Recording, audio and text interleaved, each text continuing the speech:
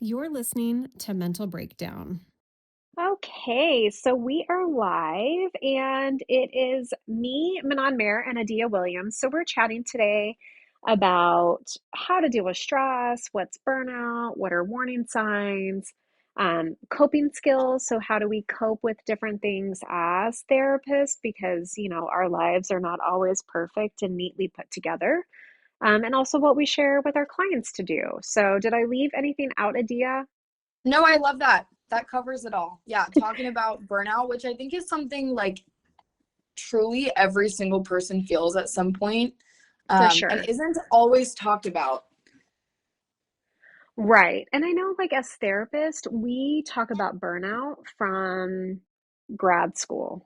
Like Hmm. that is something that is very much talked about of like, you are going to be in like compassion fatigue, burnout. So here are things to recognize it, work through it. But I also realize that not everybody gets that same level of training that like we get as therapists. For sure. For sure. I'm curious for you, how would you describe burnout to somebody Mm, who has like no idea what burnout is? yeah, I love that question. I feel like to think about burnout and where it's different than stress is important. And I guess I'll talk from just like my experience. Yeah. I feel like with stress, it almost feels more activating. And I often like there's usually like some kind of anxiety component with stress where it's like feeling too much. It maybe feels like urgent. It's like there's too much going on. There's like too much on my plate. And I feel like burnout has that with it too, but also this kind of like disengagement piece of it where it starts feeling like empty or I was gonna say burnt out, empty or like pointless or like disconnected.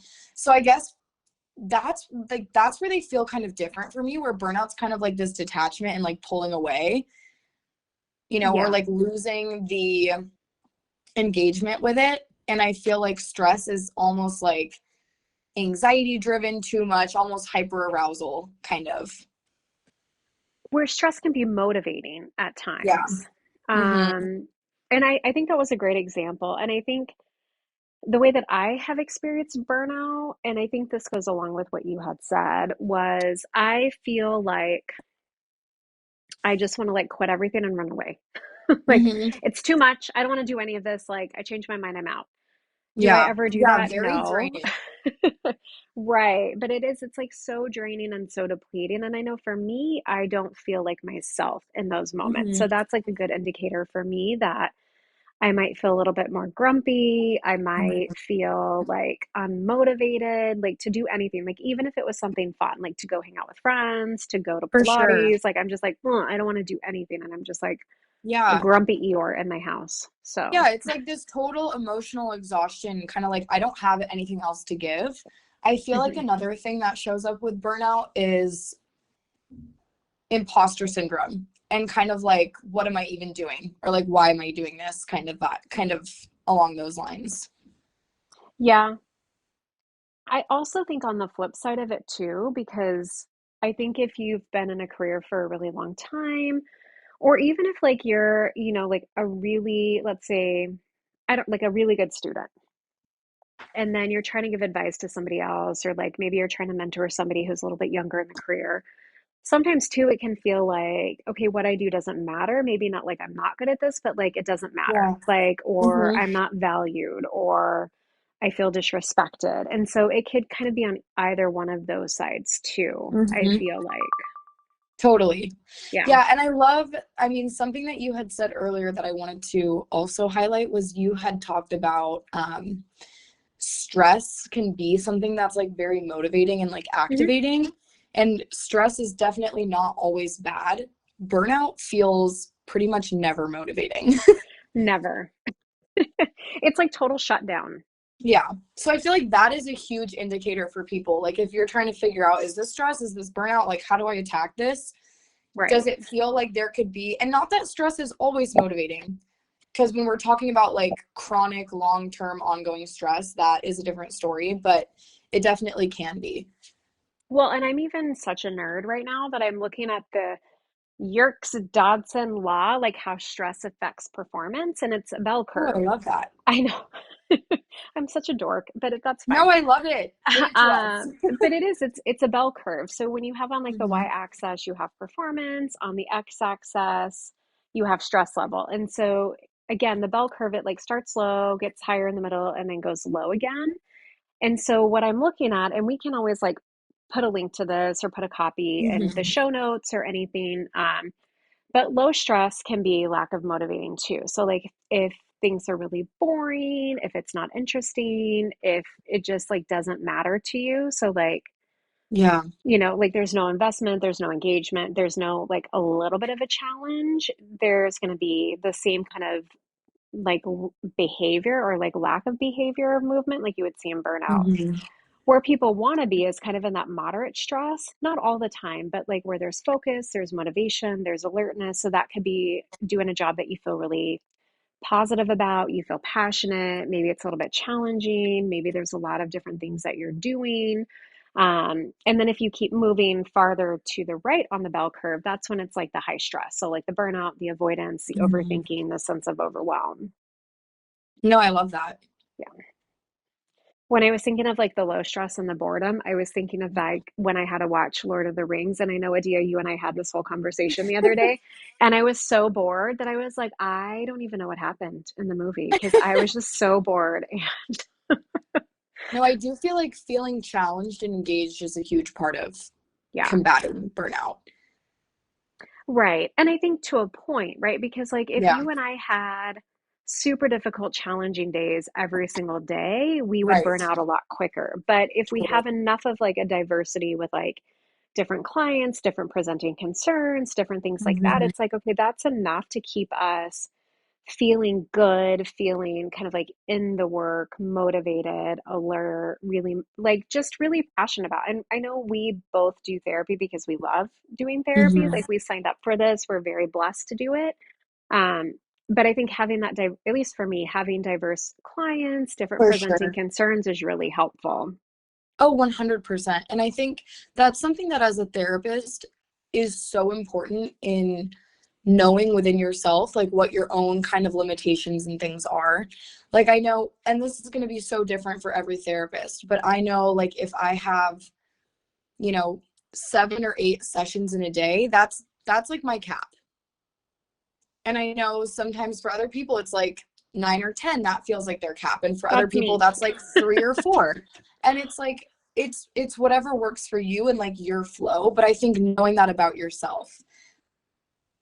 For sure. And I was laughing because I'm like, I'm like the 9 or 10 a day person because I feel really good when I'm like back to back and I have a long Yeah. day of clients. Yeah, I you kind feel of get like in it, like a flow state.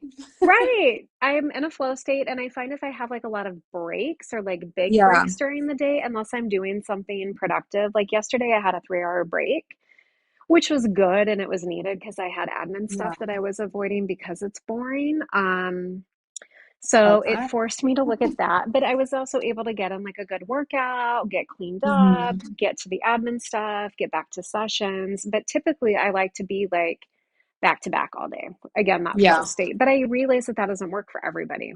Hmm. Yeah, Um, absolutely. And it's like knowing that within yourself. And I mean, outside of therapy, whatever that looks like for you in your yeah, workday. If there's like any way that you can change up your routine a little bit, I feel like that's something that helps. I think a big one is knowing that you have, this is a big one for me, knowing that I have like something on the calendar that I'm looking forward to in the yeah, near future.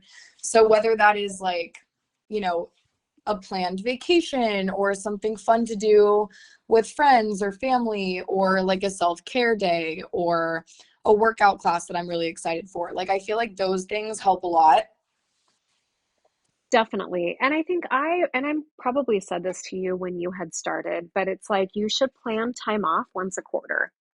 Even Hmm. if it isn't anything like major, like even if you're just taking a day and you're like sitting at home, you're catching up Yeah. on like, I don't know, like catching up with friends or doing a deep clean, or maybe it's like hanging out by the pool all day, or maybe it's like reading a book and doing nothing. Like having that time off each quarter to just kind of like reset and recenter. And I get that not everybody has the flexibility that we do because we really make our own schedule. We're very fortunate in that way. Yeah. So, like, if you are in a 9 to 5 job or you have a set schedule and you don't have a ton of PTO time off, it might be okay. I like once a quarter, I'm going to plan a weekend where I have less activities if that feels better. Hmm. Or maybe it's a weekend that I'm like, I know that my soul needs like a good girls weekend. So I'm going to go Hmm. hang out with friends. We're going to do like self-care days. We're going to maybe go for a walk. So like things that might not take a lot of like time and money, but are still good for your soul. For sure. And I think knowing like what your need is in that moment at that time, Yeah. because it'll be different. Like you said, I know that I really need this girls' weekend, or I know that I need to literally say no to everybody and Hmm. deep clean and hibernate, because I definitely have those Yeah. moments and times too where and it feels very different. It's like I need to go socialize to energize myself versus I need to just like reset and be alone and just like do my thing. Yeah, exactly. Well, and I think, that would be a good point too of like when you're thinking about stress and self-care and burnout, I think the first thing that we would recommend clients do would be start to check in on yourself, right? Start practicing Mhm. that self-awareness. How do I feel? How was I feeling throughout the day? I do Yeah. also think that there are a ton of smart devices like Apple Watch, Aura Rings, different things like that that will tell you, hey, this was a stressful period based on your physiological signs and Hmm. symptoms. And so if you have those would be a good way to just, collect data and then reflect on, okay, well, what was it today that was more stressful? Was it something internal? Like, was it how I was feeling about myself? Did I wake up in a grumpy mood? Or was it external? Like, did I feel bored? Did I feel like 10 things got thrown on my plate at one time that were all a crisis? Or, did somebody in my family like hurt my feelings and like that set off Hmm. the day the way that it is? And so being able to check in with that and with that, then, okay, what do I need? What would Yeah. feel good right now? And it might not even be anything big and grand. It might be going outside for a minute and Hmm. just breathing. Like I will do that after session some days. Like I'll For take the sure. dogs outside and I'll just like sit on the ground and do nothing. Hmm. I Just to feel like ground. nature is such a big one for me. And I feel like Hmm. for a lot of people, that's one of those ones like when we talk about coping skills or just like how do you reset, Yeah. a huge resetting thing for me is disconnecting from my phone, Yep. disconnecting from like my laptop and getting outside in nature. That Hmm. is probably where I feel the most reset. Moving in some way. You had said grounding. I love that. Yeah. Well, and I Yeah, know and even you if like it's to run when you're moving and like, sometimes it depends. I just feel like movement for me is a big one. So it's yeah. definitely not always running, but if it's like some stretching or yoga or running or walking, like walking, hiking, Yeah. dancing, like all that kind of stuff for me is like such a reset, getting back into my body and like out of my brain and out of Yeah. my phone. I feel like those are the biggest ones. For sure. And, we kind of joke about running because I like hate running and you like running. So we're very opposite in that way. But like, I totally agree. Like, I might not go for a run around my neighborhood, but I might go Yeah. outside when the weather's not a bazillion degrees and Yeah. I'll go for a walk. And it might even just be a quick, like 10-minute walk. It isn't anything that's like strenuous, high intensity. But just to get out and move, and also like the bilateral stimulation of walking or running or riding a bike can also be really helpful to just kind of like regulate your nervous system and help you calm yourself. Oh, I love that. I Yeah. love that you said that. I feel like with walking, a big one too, and I'm going back to the phone thing for a Yeah. minute, is having sometimes, because I'm a big, like, I love music and I think it can be really, like, music can be a huge resource, absolutely. But every so often I'll try to just like, okay, like I'm leaving my phone at home, I'm also leaving my AirPods at home, Hmm. and I'm just gonna like listen, trying to like mindfully take in what's around me. And I feel like that makes a difference too. Oh, for sure. Especially if I'm like fully leaving everything at home. So I'm like, okay, I can't like check my phone. I'm not like looking at my phone to change the songs, but I'm really just like listening and tuning into what's around me.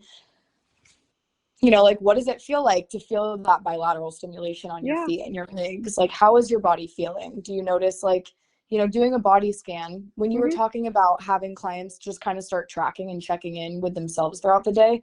That's Yeah. a big one that I talk about, is like check in with your body and do a body scan like a few times a day, whenever Yeah. you can remember, just like really quickly, however much time you have, however much time you want to put into it, but doesn't have to be a big thing, but just like noticing head to toe.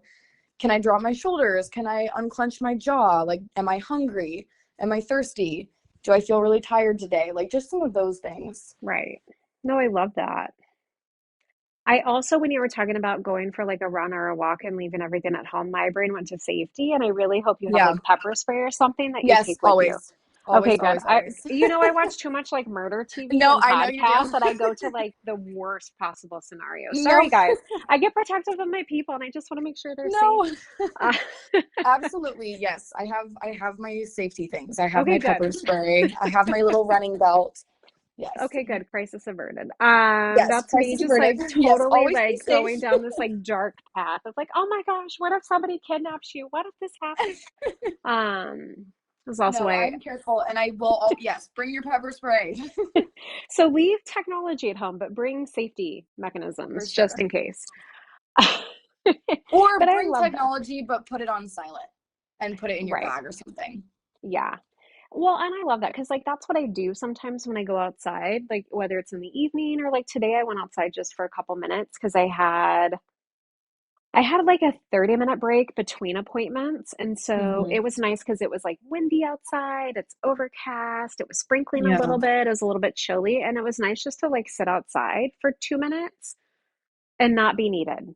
Just to Yeah. sit and just be. And I could like watch the dogs, I could feel the wind. I heard like my wind Hmm. chime that I made my husband put up that he probably is annoyed by, but I really like it. Oh, I love the wind chime. It's like a giant one from Costco, so he probably Oh, hates so it, but he cool. put it up for me because I like to hear it when the wind is going. But even just I sitting love out there for that. 2 minutes, like a quick 2-minute reset. So a lot of Hmm. these things that we're talking about, you guys, doesn't have to be, again, like this big, grand, expensive, Hmm. formal way to take care of yourself. Because honestly, not a lot of people have the time and money to be able to Yeah. invest in things like that. And if you do, that's amazing and you have more resources and options out there. But if you don't, going outside quickly, moving Hmm. your body, maybe you don't have time to go for a run or a walk, but like you had said, Adia, like you can do some light stretching, you can do a body scan, like you can just focus on breathing. Hmm. Um, Or even just like laying on the ground for a second. yeah, Like, I love laying on the ground and just like putting my feet up and just breathing. yeah, like up on a wall. So like your Yeah. feet are up. Yeah. That's a Hmm. really good one too, and that's good for just like calming the nervous system, blood flow. There's so many good Yeah. benefits to that one. Yes. And I feel like this same kind of thing, but one thing that I find really important, and I also talk a lot about with clients, and this one I'm curious your thoughts on. So I feel like, I mean, kind of now it's shifting back to a lot more in person, but kind Yeah. of COVID time and then so on, there was like a big shift to like working from home. Yes, And I same. feel like Still there. it's it's really hard for people, I think, to disconnect sometimes if they're like home all day and then their Yeah. office is like getting blended with their home routine. So I've talked about that with clients too who struggle a little bit with like disconnecting, and it feels like work and home life are like blending, and Yeah. having some kind of a shutting down routine after work. And if you're not commuting, you need to find something that shuts you down. Maybe that's like a shower at the end of your day that you like intentionally are like resetting, or maybe that's going on a walk, or maybe that's going outside and playing with the dogs for a second, but like intentionally in your mind, like, okay, this is, I'm shifting out of work mode. Hmm. uh, Maybe having like a time of night that you're gonna like commit to not checking work emails, and then silencing things Right. if that is like accessible to you in your job. I know that's not the case for everybody, but I True. find that really helpful. And I think the benefit of like being in office is like you're physically commuting home. So your brain is like, okay, there's a different like association here versus, you're just in your space all the time. And I think it can be easy sometimes to get in those habits of like working from your bed or working on your couch. And that gets really tricky because the brain loves to categorize and make associations. So Right. it's, you want to have those things separate as much as possible. Um, yeah, I don't know. What are your thoughts on some of that? I mean, I feel like I was the opposite of what you just Yeah, described. And so I'm just going to share the other side of it in case people are yeah, listening. They're like, that's not my experience at all, just so that people yeah, can hear differences. I do agree with everything that you said, especially of like making sure that you have kind of a routine to switch gears. I do think our yeah, brains really need that.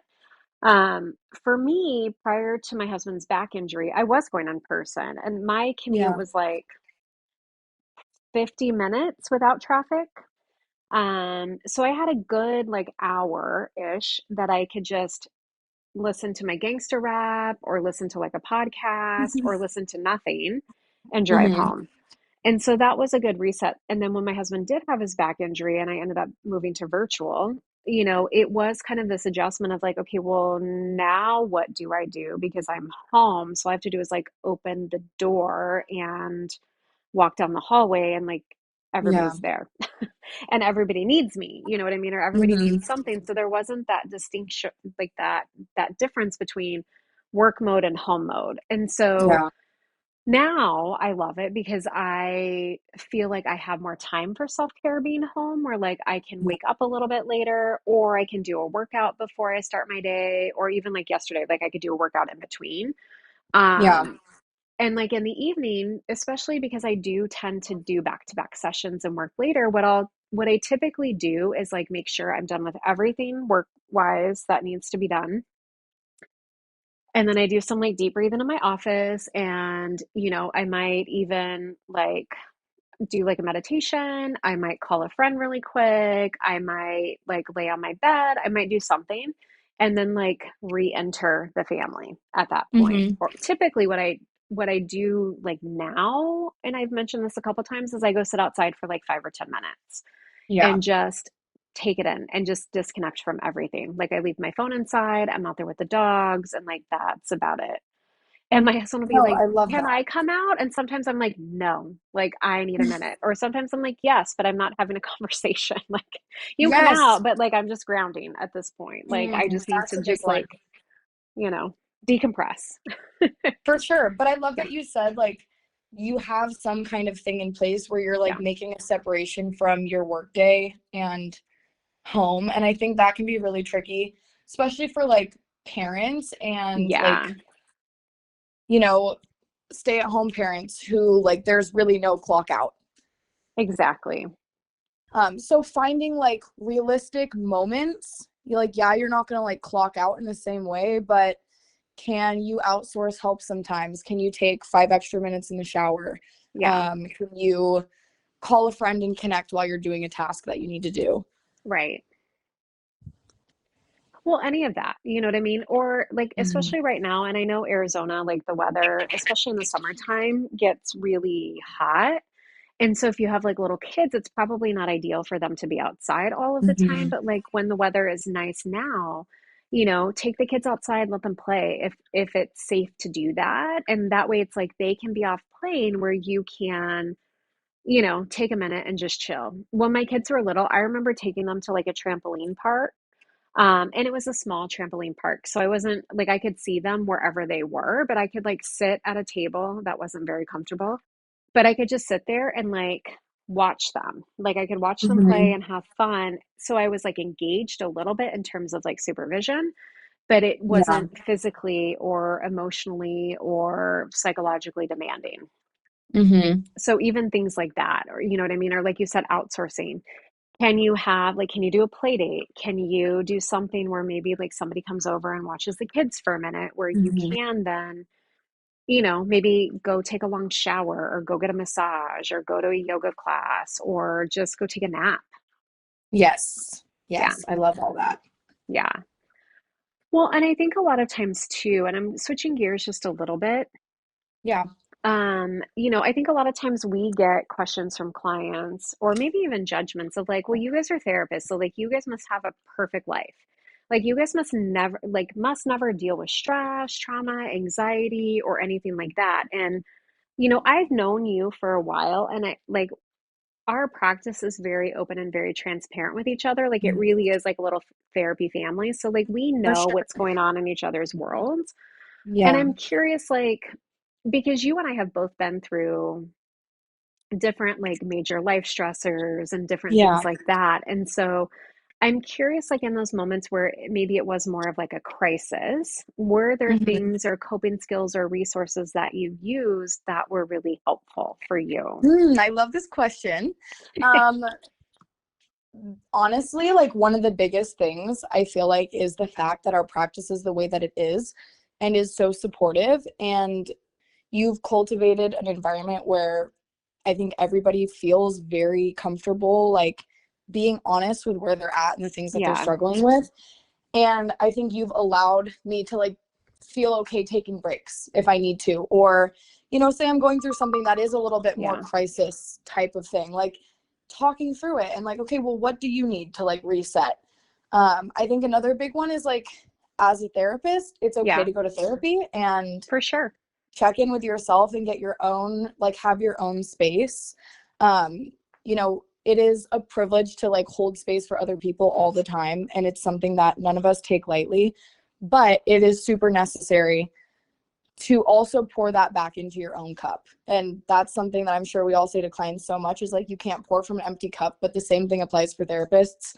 So Right. taking breaks, going to therapy, talking with your supervisor and your colleagues and like friends and family that you trust. And I think a big one is just like stress relief things that work for you. Yeah. Like I know for me, dance is like a huge outlet. I said before, like movement, nature, those are huge outlets. Hmm. Animals, like if I can just like be around a bunch of animals, that's like huge coping for me. Um, You're not seeing it, but I have a huge smile on my face because I'm just thinking of all the puppies I would want to snuggle. Okay. right. And it's like, it's such a reset. Yeah. And it looks different every time, but I think those are the big ones. Not being afraid to like advocate for yourself and say, I actually like need to take this time for a second, or because otherwise you're doing not only yourself a disservice, but then you're doing your clients a disservice, where you're like almost trying to push through something that you're not able to be present. And Right. I think it doesn't mean like every time a therapist has stuff going on in their life they need to like take a break, because honestly that is like not the case for me either. It's like a lot of times I think we're really good at compartmentalizing things. And in the session room, it's like, no, I am fully with this person, but like Right. knowing where your limit is with that. Definitely. And like, I'm so glad that you said that because as therapists, like, we go through normal stressors, whether Mm-hmm. it's parents, if it's siblings, if it's kids, if it's a kid's schools, if it's like a kid's homesick, if it's an animal, if it's a friend, like, we have like day-to-day stress like any client would too. For And so sure. it's not like we're like, oh my gosh, there's one stressor, so we're calling out sick.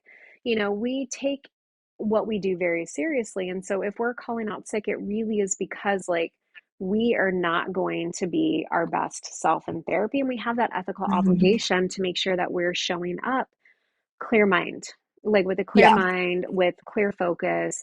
And so a lot of times, and I think you and I are similar in this way, where it's like, even if I have something that's like annoying me, like let's say one of my kids is just like being rude, coming into therapy, I'm like, okay, I can just forget about that and I can be totally locked in the session Mm-hmm. and focused on my client. And it's actually such a good, I don't want to say distraction because that sounds bad, but it's like a good way to like kind of like divert my energy. I don't know if Mm-hmm. that's the right word. I don't know if I said that But right, I but know like I what you can put it mean. over Well, I think here. it's like, yeah, that is just like a completely different space. And I think one of the biggest components of therapy is just like that client attunement that you literally can't have if you're not Yeah, fully, totally present in the room. for So sure. it's like, that's being able to like leave that stress at the door. If it's Hmm. stress that you can leave at the door, right? To your point, it's like we deal with day-to-day stressors and have coping skills that we like actively use, and all the things that we've been talking about. Um, Yeah. but yeah, no, I totally agree with that.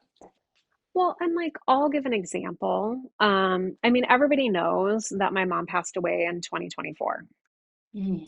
And I when she was going down like with her decline and all of that stuff. And when she went to the hospital, like I immediately text like my colleagues at like a supervisory level. So I texted, Yeah. like Jamie and Darcy and Elizabeth, and I'm like, hey, here's what's going on. Like, can you guys be backup for my supervisees if something happens? And like, here's an update.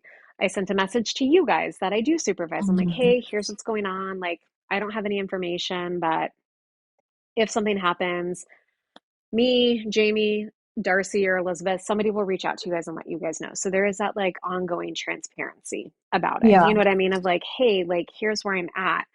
Not that we got super emotional in that. And like some of my clients that I saw weekly, I also told them, I'm like, hey, I want to give you a heads up that, my mom is in the ICU and I don't know what's going to happen. And so there might be a day where we're scheduled and I need to reschedule. Yeah. And clients were so great and they were so supportive. And partly because, we have that therapeutic rapport. Yeah. And then when she passed, it was being able to talk to all of those people that I had already talked to, being able to like reach out, get support, or just have them distract me. Like I remember Mhm. telling like a friend at Orange Theory, I'm like, I don't want to be a grief victim right now. Can you just tell me about your day? Like, can we go do something fun? Like, just Mhm. pretend I'm normal. Like I don't want to be in this Yeah. space. And so it was a little bit of an avoidance, but it was what I needed in that moment. Yeah. And like in that Well, I just felt super numb. Like I wasn't even like sad. I just felt so numb and like detached from mhm. everything that like my husband would be like, "Are you okay?" And I'm like, "I'm fine." Like, I'm like, Yeah. "Why?" He's like, "Because you don't look fine." And I'm like, "Okay, well that's rude." Like I like I don't know what to tell you. Like I'm here. Like I feel okay. I Mhm. know I'm just like detached. And Well, and so like being able to go ahead. everybody grieves so differently and Yeah. like different points in the cycle and like all of those things. So I love Yeah. that you just said like that's what I needed sometimes and like this is what I needed other times. Yeah. But I do think like being able to have coworkers and colleagues that you can say like this is what's going on, it Mhm. helps so much because it's not even like you're like giving that to them, but it's like this is what's going on and there is something so healing about being seen by another person Well, and being just seen like and being saying that heard. I'm Yeah. struggling. Yeah. Yeah, for sure. And like so my mom had passed on a Friday. Monday, I was back at work because I felt fine. Like I honestly felt like I could be back at work. Like it was good. Yeah. I felt like I was really excited about the clients that I was seeing. And so I was really happy to be back and be present and like be productive and helpful and all of that. Monday was fine, Tuesday was fine, and Wednesday I felt like super numb again. Like I Mhm. like woke up in a funk. And I remember reaching out to my clients and I'm like, hey, here's what's going on. And I'm so sorry to reschedule, but the grief is really hard today. And so are you okay if we move to this day and like offering other things? And again, my clients were so great where Mhm. everybody's like, please do what you need to do. Like, and if that day doesn't work and you're grieving, like, that's fine too. But they were so great. And, we are really fortunate that we have so many good clients that we work with that I think really value us as humans, but also as therapists. So, like, when we are, having to take a day out, whether it's for grief, whether it's for being sick, whether it's for like maybe like a family medical thing or anything, like, please know that we don't do that lightly. And I think our clients are Mhm. very much aware of that and value that about us. For sure. And it also just like humanizes everything. It's like, yeah, we're Yeah. people, you know, like you said, like we are also going through all the same things that a lot of times, well, not all the same things, but you know what I mean, like similar themes that come up for people. Hmm. Um, but that's part of that like due diligence too, to just be able to check in with yourself and know that enough in yourself to be able to say, actually, Yeah. yeah, I need to reschedule sessions today because that is always going to be better than giving therapy that's like you're not there for. You know what I mean? Like mentally Right. there. Well, and as a client, I would be pissed if I was in session and I felt like my therapist was like not on their A game or like getting distracted or checking Mhm. out. Or, I've even heard like horror stories of like clients go in a session and the therapist is falling asleep or the therapist Oh starts gosh. crying and like makes it about them. And it's like, we don't do that at our practice. But like from a client standpoint, from a human standpoint, I would be mad if that was the service I was giving. So we always try to come at therapy and how we show up in the way that we would want to be treated if we were the client. I also worked with a coach a while ago, and we did a lot of healing work, and it was great. So I do agree, Adia, that like every therapist should be doing their own work or should have done Mhm. their own work, and it's an ongoing process. And I just remember her saying, like, everything that you go through is an initiation. So, what you're going Mm. to go through, you're going to have clients that find you that have gone through similar things or are about to go through similar things. And so I'm like, well, some of this sucks. Like, losing a parent sucks and, grief sucks. And some of the other things that, like, you and I have experienced Yeah. separately, they're not the most fun thing in the world, but we do grow and learn and heal from it. And I do think that some of those experiences make us better therapists because it's like we've lived it, we've been through it. Hmm. Even though every grief and loss is different or every trauma is different, the way people respond are different, just like coping skills and self care Hmm. is going to look different. But like, For it's like sure. we've been there and we've been through it on some level. Yeah. No, I love that. Yeah. So I just felt like I made that super heavy. I apologize. I'm like, "Nah, here's No, a I think downer about but death and grief." that's where the conversation needed to go. That's very real. Yeah. Well, and I think, going back to what you said, being able to reach out to people that you feel safe with. Mhm. And I think Yeah. if you are in a position where maybe you're listening to this and you're like, I don't know who I would reach out to, there are always like crisis numbers, so there's Maricopa Crisis County numbers.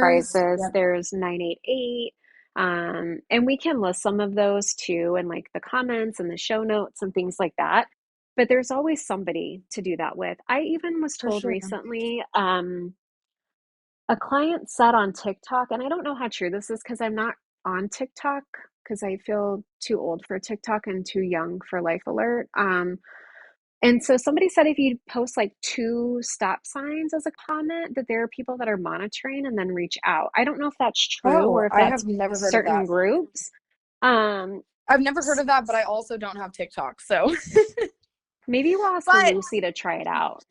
I love that you said like there is always something out there. Like resources are available, crisis lines that you can call and talk to people. Yeah, Getting if that's not feeling like you have like a supportive family or friend or coworker or someone in your life, maybe that is getting started with some therapy and yeah, having that space as an outlet if that's accessible to you.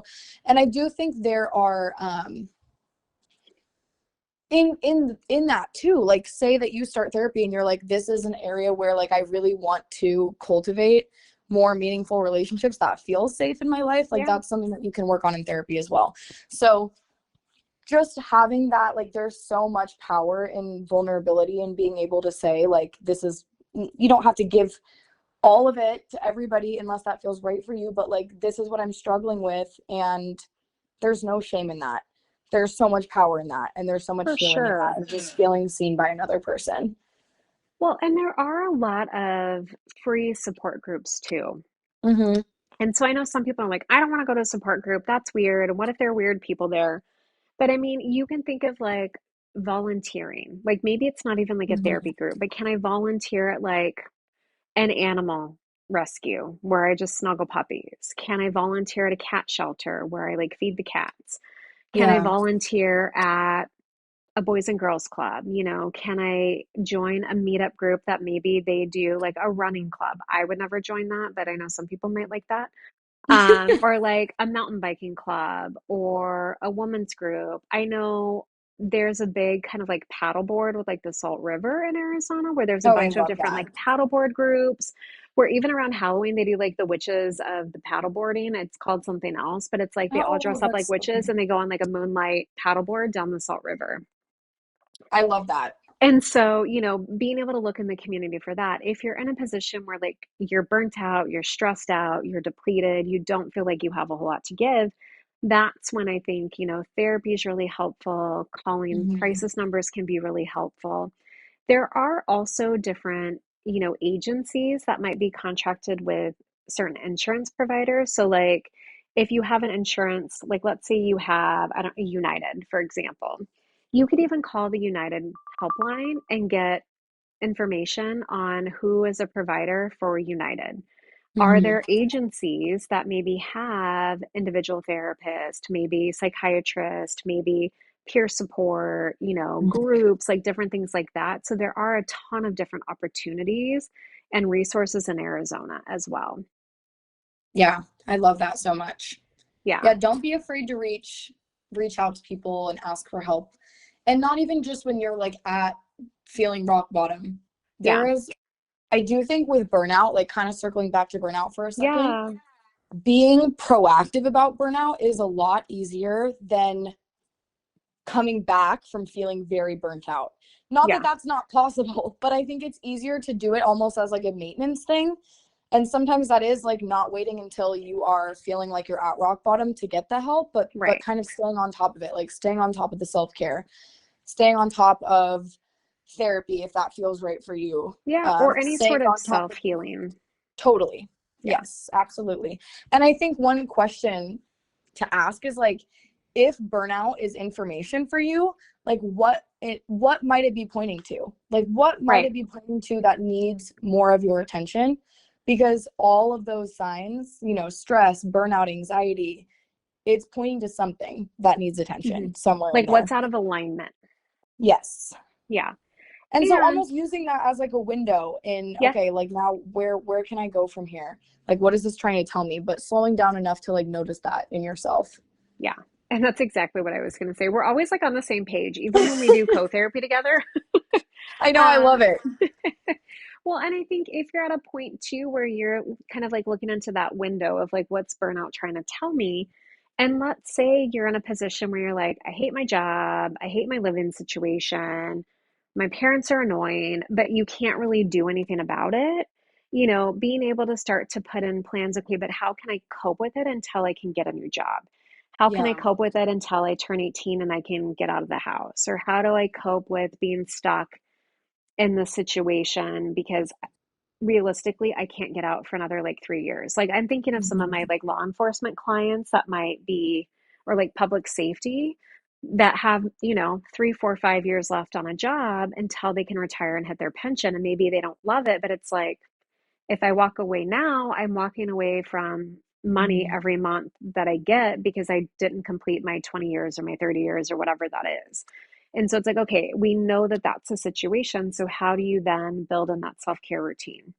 How do you build in Yeah. resources? I know when you and I have worked with teens in the past that maybe you're in an unhealthy home environment for whatever reason, not abusive, but just like isn't great for their mental health. We talk about, okay, how do you make it to 18? Because at 18, you're going to be in college, you're going to be out of the house. So, like, how do you cope? Like, and maybe it's you work, maybe it's doing extracurricular activities, maybe it's time with friends, maybe it's volunteer work for adults who are, stuck in a job. It's like, okay, how do you take care of yourself when you're not at work? How do you Mhm. make the most of your time at home in the evening or the mornings or on the weekends? Like, what self care can you implement? Are you Yeah. looking for other jobs? Like, what would be out there? What makes sense? And so being able to really, not only cope with what's going on, but then also help clients brainstorm For sure. what could be helpful. And you And guys, oh, go ahead. And then I'm going no, to say something. I was just gonna say, I love that you said like not, sometimes yes, coping with the situation, but then also if it's right and fits, helping clients feel empowered and sometimes making those helping to empower them that like there's other options. I think For sure. sometimes like people feel so stuck that it's like I wake up every day and this job is like not what I want to do and I feel miserable and stressed and it's very toxic. And it's like sometimes having the permission of like, well, let's even explore what next steps could even be in starting to look somewhere else For and see if sure. that feels right for you. But I think a lot of people like almost don't even like realize that you can pivot, like you can try something new. I know not every single situation, but um Yeah. that's something, of course, like talking with a therapist about is really helpful. And like what are these next steps, because it can feel super overwhelming, I think, especially with something like switching jobs or like going back to school or Yeah. trying to figure out like a major life shift like that. Or like leaving a relationship. Yeah. Yeah. Yeah.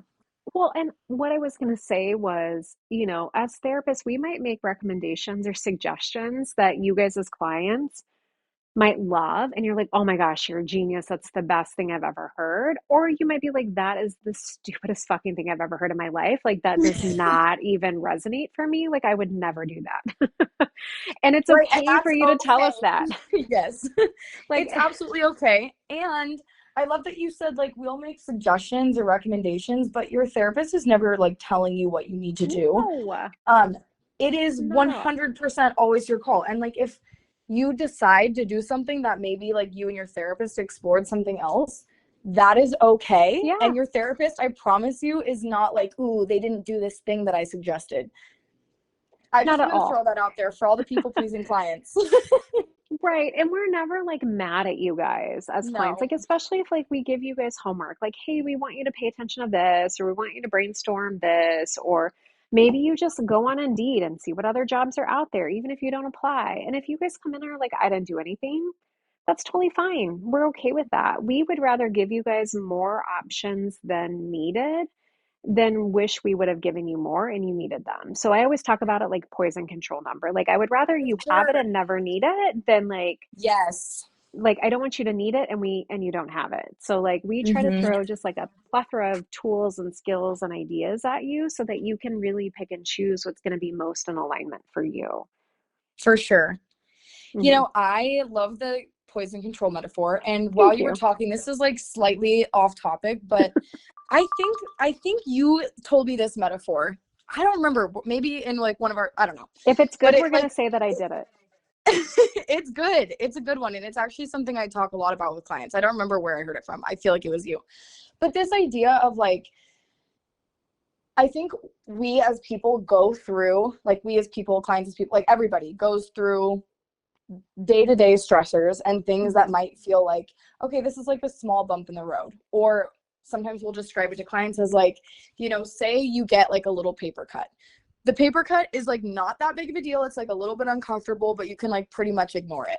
If you Right. keep getting a paper cut in the same spot, That was every me in single my day example. Hmm. or once a week, like that paper cut is going to turn into a much bigger wound that is a lot harder to attend to. And Exactly. so I think in like day-to-day stress life, work stuff, relationship maintenance, like all of that stuff, I think it shows up a lot with couples and this idea of like, well, these are very smaller things. So like I'm shoving it under the rug, keeping the peace, keeping the peace. Hmm. And it might work for a little while, but like once that paper cut becomes a bigger wound, then it's a bigger wound. Then it's going to be attacked a little bit differently. So almost thinking of like stress and burnout as like maintenance that you need to keep up on so that Yeah. you're not then dealing with this like bigger bigger issue. I love that. And I think that was my example, but I'm I not going think to it say was too. 100%. But it's a good one because everybody's had a paper cut and everybody Yes. knows like how it's like not a big deal, but it's like annoying when you just hit it just right. And then if you like cut it Mhm. again, it's like, oh, like it's just so annoying and painful. But I mean, I think as therapists, like, and again, we're trained from grad school to focus on like our own compassion fatigue, our own self Mhm. awareness, our own stress level, which is why, as part of supervision and part of what you did at school was, there was a lot of self of the therapist. How are Yeah. you doing? How are you showing up for your clients? Like, are there things happening in your world that are going to get in the way of you providing care to specific people or presenting concerns? And So like like, informed committed care where you're not like yeah, missing things because you're not able to be present. No, I love that you said exactly. that. So, like, I think after a my big mom passed, I didn't want grief clients, like, for a Mhm. period of time because it was so fresh, right? That paper Yeah. cut was not even a paper cut, but it was open. And I was like, I just don't feel like I'm ready to do that yet. Like, I'm still kind of grieving and processing. And now I feel totally fine. But being able to be self aware enough to be like, I don't think I would be the best fit for this person at this time. But here are Yeah, five other people that could be really good. totally. No, I Hmm. love that. I think a big one you had mentioned like grad school talking about like Yeah. the idea of compassion fatigue. And I think as therapists, that's something that's like kind of jarring the first time you feel it, because it's like, wait, this is like what I love. And I Yeah. love, like, I think a lot of therapists have that experience of like being a very safe place for a lot of people. Yeah. And one thing that I really noticed as I became a therapist and was like, my caseload got fuller and all those kinds of things, was like, there were certain days that like after I was done seeing clients all day, I had a lot smaller of a capacity for like the other relationships in my life. Yeah. Not like shutting them out, but where maybe I had more space for people to like come to me with things. I was like, wait, I actually am like exhausted Like and I less need to be patience. silent for the next 2 hours. Yeah. And like that's okay, and like having compassion for yourself and advocating for yourself and saying sometimes like, I, this is not, saying to those friends and family relationships sometimes like, this is, I just worked a whole day of talking and showing up for other people, and like I need to reset for a little bit. Yep. So boundaries is a big one. I think another big one with compassion fatigue is getting back to your why for doing Yeah. something, and just like resetting in that. It's like the purpose, the why, like why this is important. That is like a huge one for me. When I get back to like why I am doing therapy, how much of a privilege it is, why I love it Hmm. so much, that is such a thing that helps me reset and ground. And sometimes, to your point, I think that's why we need breaks, every quarter or whatever, however it works Yeah. for you, so that you have the space to like remember that and sit back on it. Because I know when I have like a break, say it's like the holidays or something, Hmm. coming back, I'm like, okay, I'm like ready to get back into it. Yeah. I'm like, yes, I get to see my people again. I'm so excited. I've missed Yes, them. Yeah. 100%. Yeah. 100%. And it helps me like reset and be like, okay, yeah, this is why like I love what I'm doing. For sure. Well, and I think to that point too, and again, that ongoing kind of like self check-in, self-awareness, reevaluating, it gives you the opportunity too to be able to identify through different phases or stages or different situations what's working and what's not working. And Mm-hmm. so, if it's let's say a certain activity that you're doing, like that's partly why I quit Orange Theory and I switched to Pilates because I loved Orange Theory. And then I got to a point where it wasn't serving me anymore. You know what I Yeah. mean? And that's kind of a dumb example, but it's like No, but I being love able to that. have that check in of like, okay, this, like I started to dread going. I was not looking forward to it. Like I just was not having fun when I was there. And it's like, okay, well, what's going Yes. on with this that like this isn't my vibe anymore? And you knew how like into it I was. And then it just hit a point where I'm like, yeah, this doesn't feel great anymore. And so being Mm-hmm. able to switch to something that is more in alignment. Am I going to be at Pilates forever? I have no idea. But like I'll be able to Yes, but kind of I like love check that in you and said that. see. And that Yeah, it's okay to like have different needs at different times. for Like I sure. We should. 100%, like we are, constantly changing and evolving. I think there's a whole layer to it as women, like thinking about like where people are at with their like cycles and hormones Yeah. and like what else is happening, where like even from that, I'm talking like from a workout stance for a Yeah. minute, like I am going to be like having different needs for my workout depending on like where I'm at with that. Oh And yeah. that's okay. Or Sorry to what interrupt you you. Have say? you seen the Instagram videos where it's like dudes who are like working out with females that are like on their periods? Uh-uh. And it's actually pretty cool because there's one, and I'll have to find it, but it's basically like the female's like, I don't understand why this weight feels so much heavier today when I could like do this no problem like last week. And it's a Yeah. really cool video because the guy's like, well, your body's sending all of its resources to your uterus because it's preparing Literally. for either like a baby or birth or whatever. And so like you don't have the same level of like blood flow or No. strength or any of that. 100%. And so to your point, I mean there are a lot of those factors too that play a part. For sure. And I love that you said like just knowing like, yeah, I loved Orange Theory at one point, and like now it just doesn't serve, like when it starts feeling like this is a chore and this is draining me, but this was something Yeah. that was outlet, this was something that was like good for me. It's okay to switch gears. I think with like movement, because that is Yeah. such a like big part of my self-care routine, having like a variety of things, because Yeah. it is definitely not going to be running every time. I It's not need going to that be like running for me switch up. anytime. But But you're just right. giving yourself permission to like change and evolve and like have different needs, I think is huge. Well, and even in therapy. And so I'll say one last thing and then we can kind of like transition out and all that. But like even in therapy, like you might be working with a therapist that did really great work with you, and now it's time to switch to maybe somebody with a different specialty or a different focus, fresh eyes, fresh clinical lens.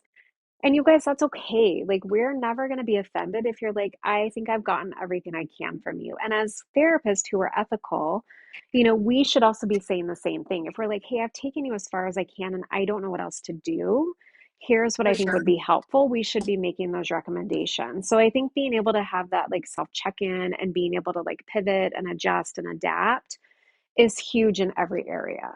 And so, with Yeah. that, we will say goodbye. I think, Adia, we should do a follow up to this so that we can talk a little bit more because I feel like you and I could just talk about this forever. But We I think could. we We could should honestly have a, probably talk about anything forever. we probably could, which I think would be really fun for us, but I don't know about everybody else what they would think, but No. that's okay. But maybe we'll do a follow up, like a part two down the road. Yeah. But I appreciate you spending some time with me today. Yes, you too.